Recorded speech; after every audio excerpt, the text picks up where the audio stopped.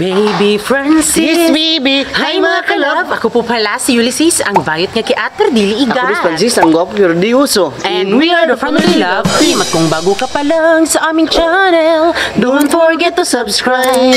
So for today's video ay, yes, nakikita nga po sa title, ginawa na po yung aming Kesame. I know sa mga iba dyan ay hindi magiging sang-ayon sa mga desisyon namin, pero pasensya na po dahil ito yung gusto namin mga kalab at ito po yung swak na swak sa puso namin. At alam namin mga kalab na hindi kami maghihinayang dito. Kasi sa iba kasi dyan, gusto mga kalab yung brace mga kalab doon sa kanilang mga Kesame is yung mga bakal. Bakal. Pero yung sa amin mga kalab is kahoy lang, kahoy-kahoy. Pero huwag kayong mag-alala kasi yung kahoy na ibibrace namin sa aming Kesame mga kalab ay napaka-strong naman talaga. Hindi po yung ano mga kalab, coco lumber, diba? Kasi kapag yun kasi natagalan ay na ano po siya nakabalukto tapos madadamay pa yung Kesame, diba? Alam nyo naman talaga na hindi lang kami ang nakakagawa niyan. Sobrang dami din. Ayan, nakikita nyo naman.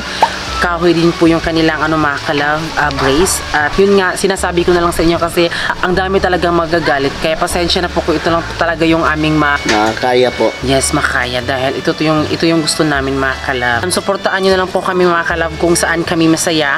May mga pasabog tayo sa ating mga Kesame kung saan kami related. Kasi yung gusto talaga namin mga kalab is magiging siya mga kalab, social media house. Ayun na hindi man kami yung nagmamayari sa mga logo na yan.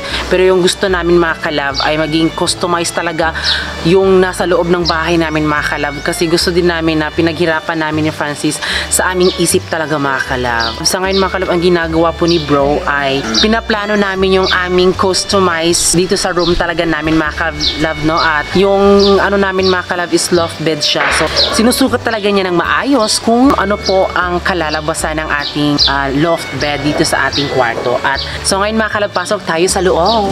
So ngayon ay pasok po tayo at pasensya po sa medyo echo dahil sabi nga nila wala pa daw mga gamit kaya umi-echo siya. So pasok tayo sa loob. So ito po yung mga kahoy mga kalab. So ang kahoy na yan mga kalab, hindi po yan coco lumber mga kalab, kundi yan po ay lawaan. So iwan ko sa Tagalog kung ano ang pangalan. At dito yung kwarto namin mga kalab. Sa ngayon mga kalab ay sinusukat po ni bro mga kalab yung aming hagdang palayan mga kalab. Kasi dito kasi magsisimula yung hagdanan namin mga kalab kasi meron kaming ipapaano dyan. So sinusukat lang po muna ni bro para ma-estimate po yung aming Kesame kung saan magsa-start po talaga. Diyan sa may hagdanan ay lalagyan namin yan ng mga box mga kalab, hunus kung sa Bisaya pa. Pwede din ilagay dyan yung mga sapatos namin ni Francis, diba? Kasi importante kasi yung sapatos sa amin, lalo na kung may travel kami or may mga event.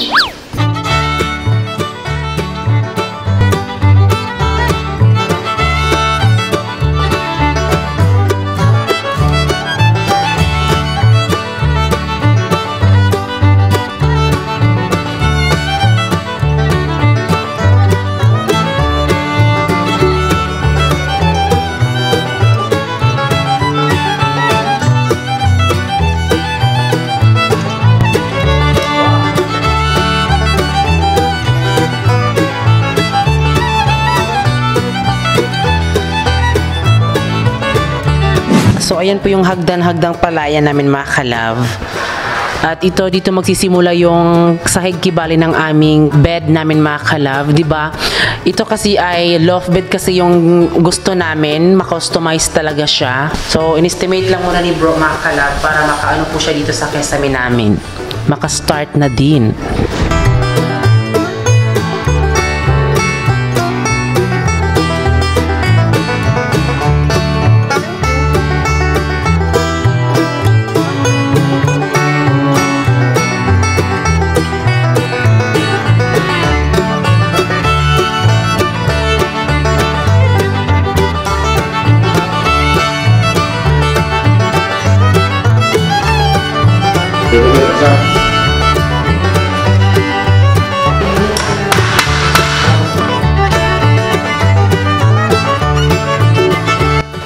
Ang diraa bro, ingana ka pagkalagyo, ingana ka po ng diraan.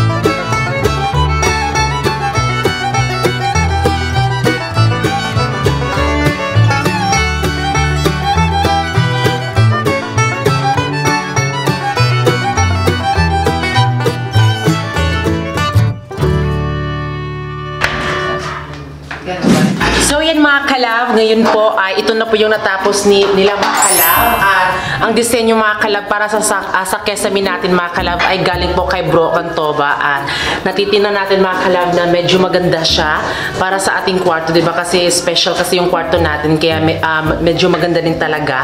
At yun nga po mga kalab, dahil malapit na po siyang matapos, pupunta po tayo doon sa pagbibilhan po ng plywood mga kalab. So ang dami nagsuggest na yung anuhin daw namin mga kalab is yung Hardiplex mga kalab. Pero yung bibilhin namin mga kalab is Marina plywood mga kalab.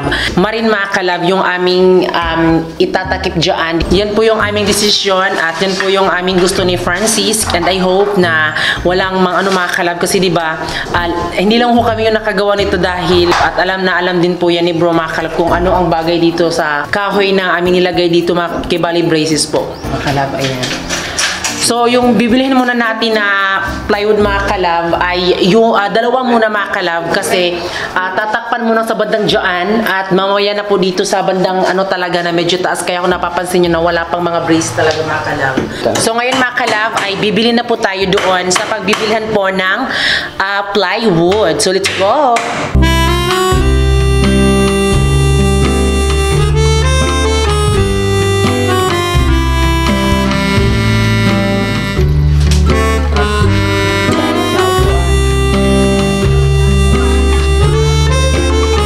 So yun mga kalab, nakabili na kami ng plywood mga kalab. Marine po mga kalab. Yan, marine po mga kalab.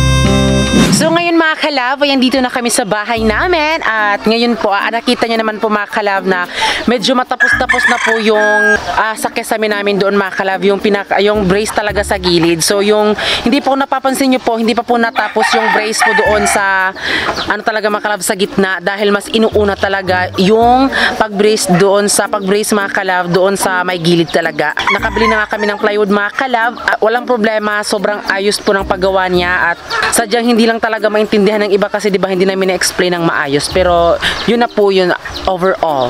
So ngayon mga kalab, dahil hapon na mga kalab ay papakainin natin yung mga alagang biik. Ayan po yung pagkain natin. So hindi namin siya napakita mga kalab na bumili talaga kami. Pero ayan yan po mga kalab ay nilagyan ho namin ng King's Vita Plus mga kalab. Tignan nyo po, wala ng laman. Ayan. So nung nakabili kami ng mga kalab, isang sakong mga kalab, ito ay nilagay namin siya mga kalab, binuhos na lang namin siya. Kaya yun mga kalab, kuha-kuha na lang kami para mas hindi na siya hassle. At update po kay FB at kay YT. Ayan, so tingnan nyo po mga kalab, sobrang laki na nila. Ayan. So nilagyan lang muna namin sila ng pagkain mga kalab kasi maglalagay kami ng pagkain is lalagyan na namin ng tubig kasi malaki na sila. Pero sa ngayon mga kalab ay nilagyan lang namin talaga ng ganyan, sinadya namin para hindi sila sisigaw kasi ang ingay na mga kalab. Ayan. Alam mo, bakit maingay yan? Kasi lumaki na. No, malaki na kasi sila mga kalab at yan po sobrang na po ng laki na. Malaki na talaga sobrang laki na si YT at si FB, diba? Oh. Dahil po yan sa mga kalab sa King's Vita Plus. Kaya yun po, kailangan nyo pong ipaano nyo sa baboy nyo mga kalab. At napaka-hyper talaga ng aming baboy mga kalab. Kasi diba, yung iniinom nila, King's Vita Plus. Tapos yung pagkain din nila, King's Vita Plus. Hinahalo namin siya mga kalab. Kaya sobrang hyper na hyper talaga. Nakakainis lang mga kalab. Kasi diba, kapag gutom na, sobrang lakas ng Ingay. Sobrang ingay talaga mga kalab. Kaya ito talagang namin mga kalab para hindi sila magkasakit Yan po, malaki na yung aming alagang king. Ayan, sobrang laki na talaga. Isang buwan pa yan mga kalab. Ipagin ko ang hangganan ng langit upang ang tagumpay aking makakamit. King's Vita Plus, ang aking hari. Ngayon aking alaga ay laging healthy. King's Vita Plus ka na, King's Vita Plus ka na, King's Vita Plus ka na. Lilipanin ko ang hangganan ng langit upang ang tagumpay aking makakamit. King's Vita Plus, ang aking hari. Ngayon aking